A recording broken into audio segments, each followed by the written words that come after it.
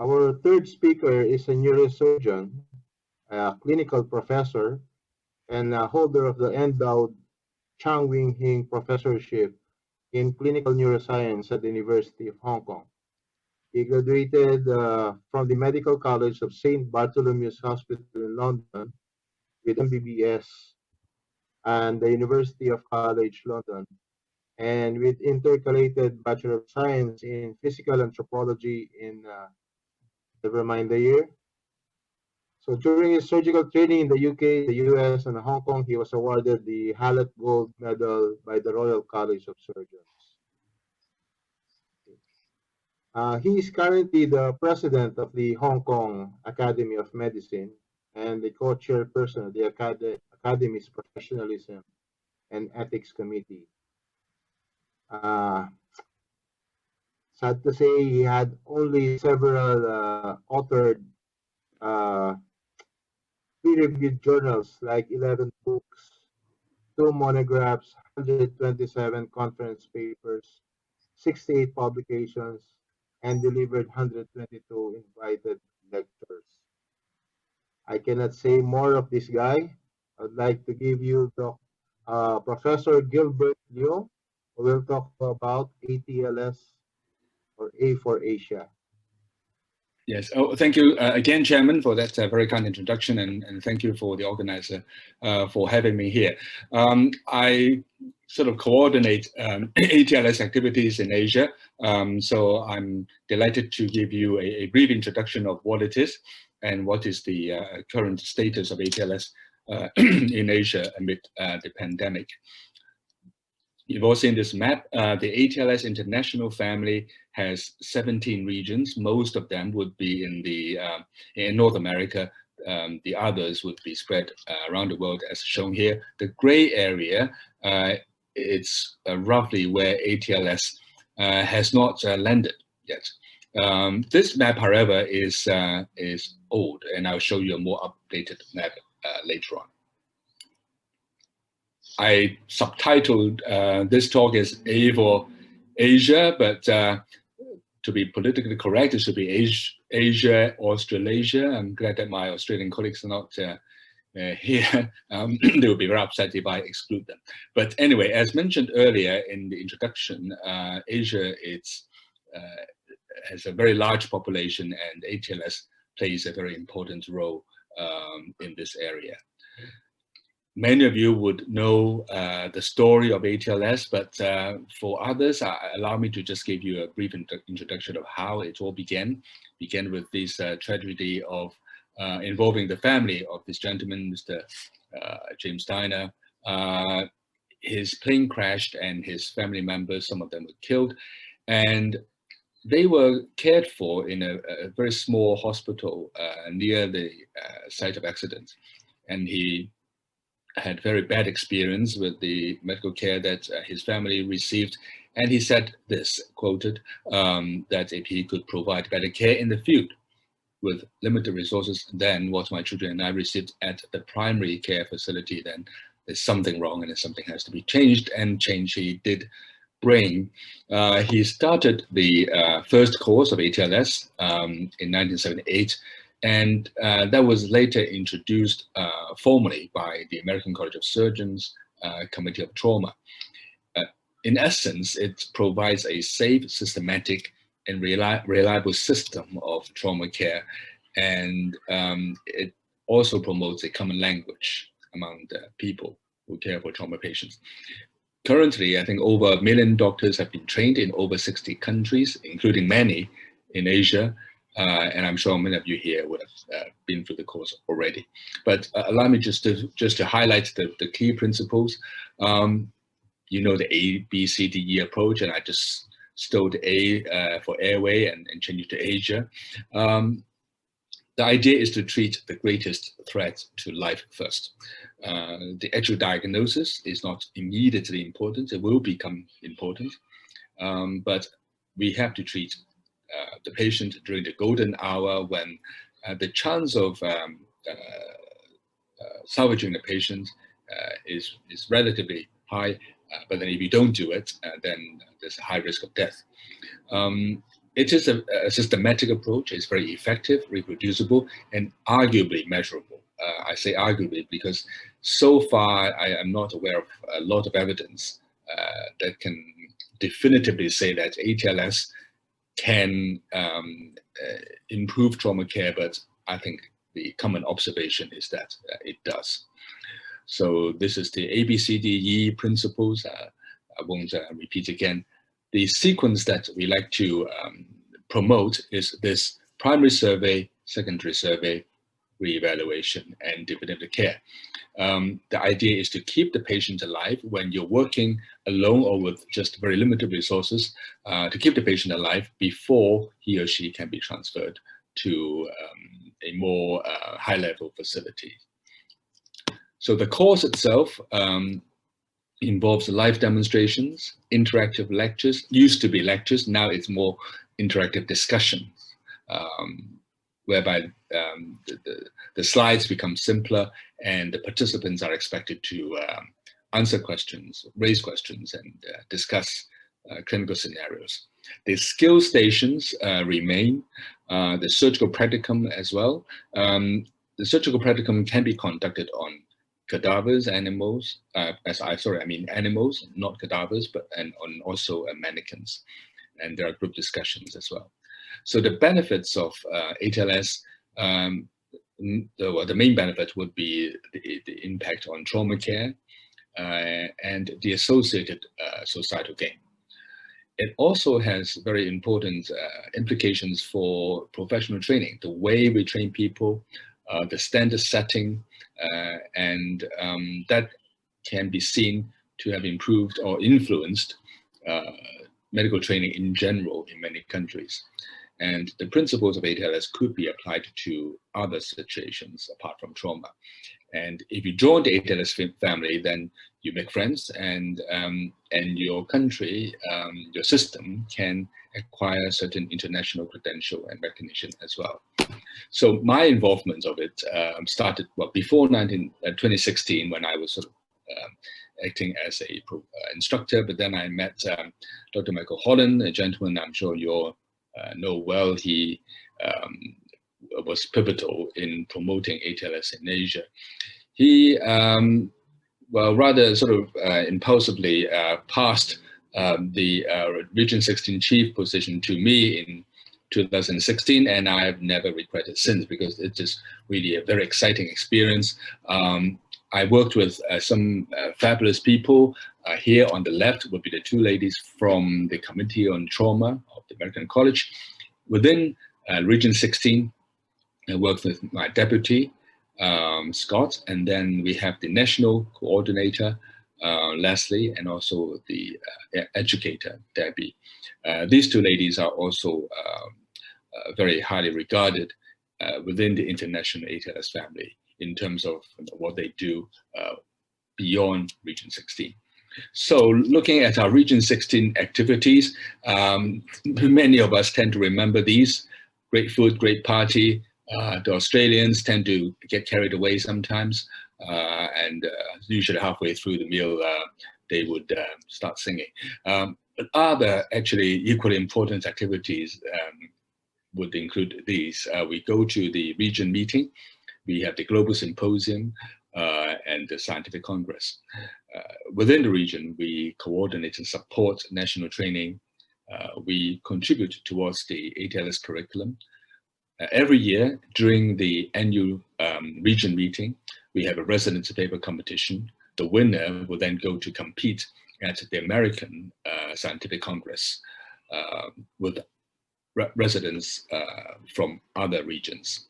But one important thing that we have been doing, and I enjoy doing the most, is promulgation. I'll just share with you some experiences that we had since I took up the position. Immediately before I took up the position, I joined the team to promulgate ATLS in Mongolia. It was an interesting experience because we have to conduct ATLS in Mongolian and English with simultaneous translation. Sometimes you have to say a few sentences and then someone will have to translate it. So the whole course extended to, I think, about 3 to 4 days for the provider course. But I was very lucky to work with many fabulous people from various countries, as you can see here. Noreen is here, and Dr. Major Price, he's the gentleman leading the initiative. So it was a very refreshing experience to see how a place like Mongolia can actually start something like ATLS and have done so successfully. The other project I did was close to home. It was mainland China. I'm from Hong Kong. We have our ATLS program for many years, but mainland China hasn't. And it's a very large country. So I thought it would be foolish for me not to take advantage of my connections to promote it, to promulgate it in mainland China. So what we did was to translate the whole course into Chinese. And then we started the provider course 3 years ago. But China is such a huge country. I have no idea how to do the rest of it. I've only established one site in southern China, in Shenzhen.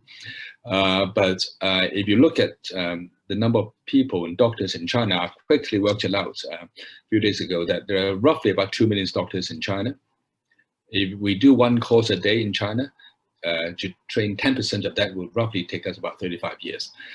That's excluding those who are coming up. So how we can bring ATLS to the rest of the country is something quite beyond my personal capacity, and I'm still trying to work with the American College how to do that. I'd like to thank a lady who from Singapore who had been playing a very important role in this China promulgation, because when I first taught ATLS in China, we had to do it in English, and then these providers are basically 普通话 speaking, the Chinese language in China. We have to convert them into English speaking providers, and then turn them into English speaking instructors so that they can go back to China and train people in 普通话. It's a long journey, it's complicated. So it was a lot of transition from one language to another between the provider status and the instructor status. And Tang Gamying, the lady from Singapore, she is the only instructor in the world who can teach in both Chinese and English as an educator, ATLS educator. So without her, the China promulgation would never have been possible. So I'd like to thank her, acknowledge her publicly again. So now there's one site in China running a few courses every year. Then we went to Sri Lanka. We worked with the College of Surgeons of Sri Lanka, and they have a wonderful setup. And usually, you know, after training, we have activities like what you see here. That is Debbie celebrating the birthday of my deputy, Scott.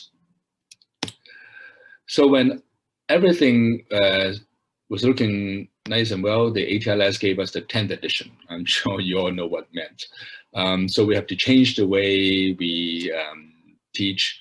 So the region put together many people, and we ran many workshops, upskilling workshops, so that the senior seasoned instructors can change their mode of teaching into the new way, which is more interactive in nature, which in the end we find to be very effective. We did it in English, we did it in Chinese. So it was that journey again. Lately, we went to Bangladesh. There was a challenge because the socio-economic setting is quite different from other countries in Asia that we have been to, but we had wonderful support from a gentleman, Professor Misra from India, who worked with Professor Kunda from Bangladesh, and we successfully promulgated ATLS there 2 years ago, and we were on newspaper. I was famous for one afternoon in Bangladesh. So this is the current situation in Asia. You can just slowly look at the map and see whether your country is named here on the map. On the right-hand side, I said, put down considering, and these are the countries that at one point or the other indicated wish to have ATLS imported. We're still working on some of them, and COVID-19 certainly made it very difficult. So the last time we met, the Region 16 family was actually in Singapore in November 2019. It was a wonderful meeting as always, and as we were looking forward to the 2020 meeting in India, we had COVID, and so the last meeting was done online as we are having now. It was still a wonderful meeting, but you know, we miss each other. We certainly miss the dancing and singing. So in Region 16 now, just to update you on status in my region, no courses have been conducted in mainland China and Malaysia. The other countries have either reduced the number of courses or modified their courses. For example, interactive sessions will now be done virtually. They have to have hybrid courses, so they have part virtual, part interactive, part practical. In Hong Kong, we run a few courses, but we just, you know, simply find the food. We cannot eat together, so we have lunch boxes. Otherwise, you know, we just tune down our activities to a large extent, and things have been quiet. From the American College, we heard the latest policy. In effect, the college strongly encourages cancellation of courses and would recommend a liberal policy regarding refund. That's easier said than done.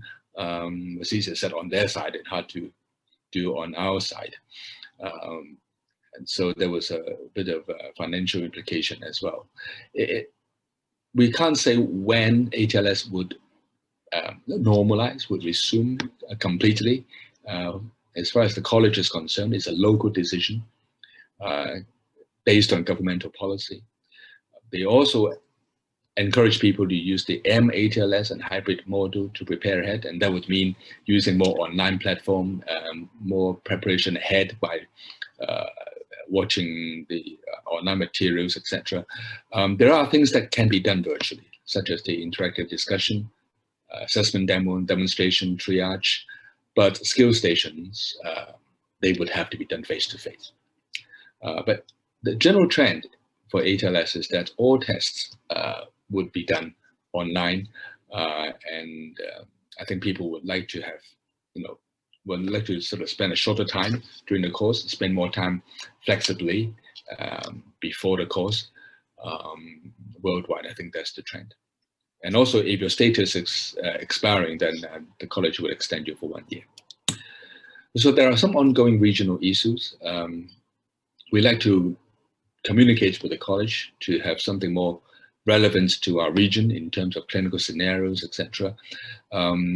For those countries who would like to be included, the cost issue is something we have to look at. For example, in Mongolia, the cost fee itself, it's actually prohibitive.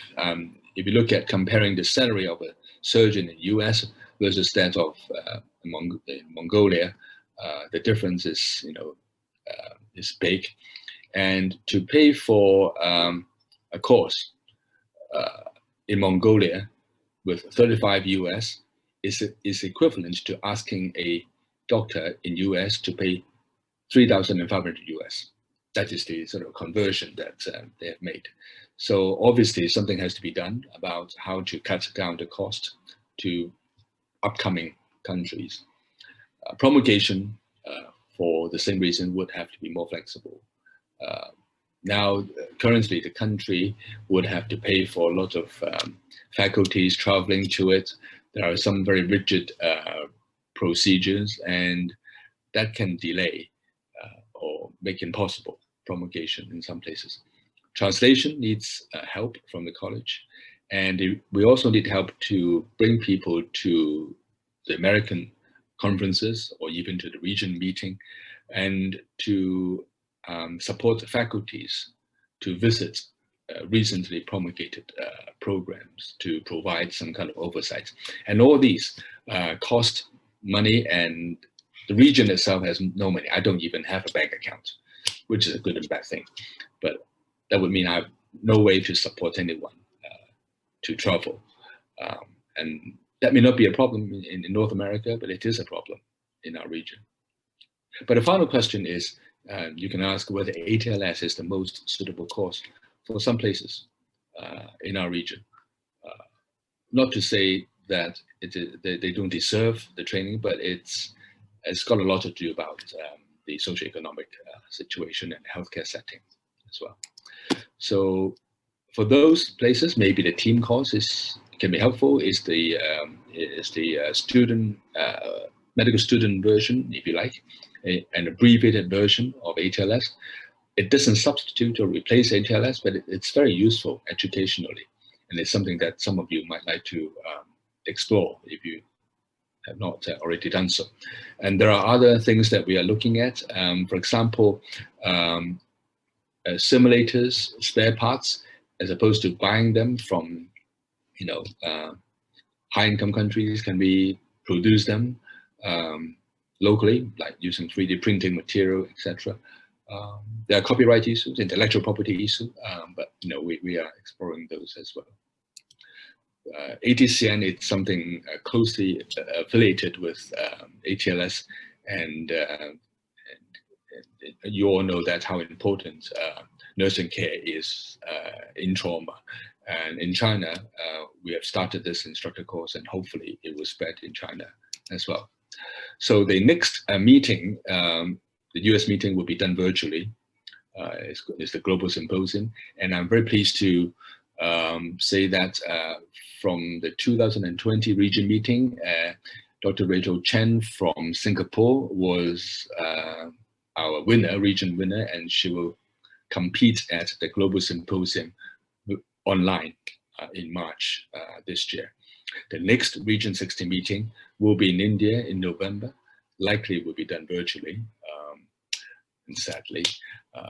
But this is something, if any one of you is interested, then please contact your regional representatives, and we can line you up for that. So again, thank you so much for having me here. If there is any question, any interest regarding ATLS in Asia, feel free to contact me. So thank you so much for your time.